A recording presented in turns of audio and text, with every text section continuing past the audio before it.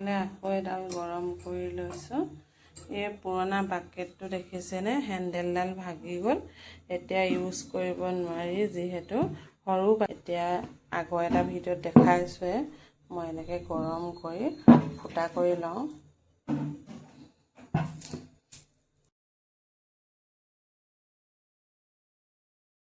অলপ ফুটা কৰাৰ পাছত মাটি ভৰাই ল'লোঁ, মাটি দি ল'লোঁ আৰু এয়া গোটাই থোৱা বাকলিবিলাক লৈ লওঁ। এতিয়া এই গছজোপা ৰুওঁ,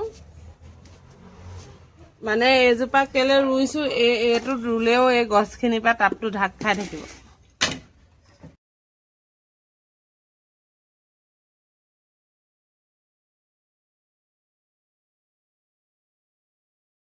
থকা মাটিখিনি দি দিম।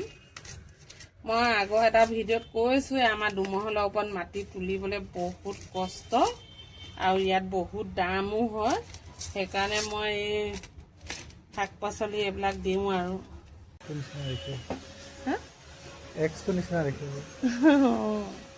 সঁচাকৈ বৰ ধুনীয়া আছে। এয়া একদম দি ল'লোঁ। এইয়া কেঁচু দেখিছেনে, শাক পাচলিবোৰ থৈ দিলে এনেকুৱা কেঁচু হৈ যায়। কেঁচু হ'লে ভাল, সেইটো জানিছে আপোনালোকে। কেঁচু হ'লে মানে মাটিটো সাৰুৱা হয়।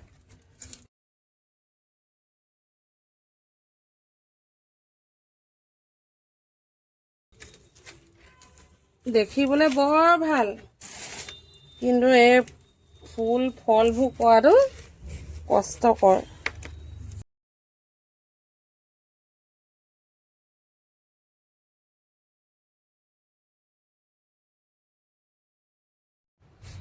এয়া আমাৰ ৰুই হৈ গ'ল আৰু দেই, চাফা কৰিব লাগিব এতিয়া।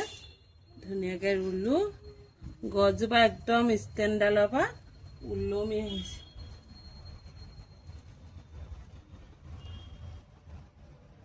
এয়া হৈ গ'ল।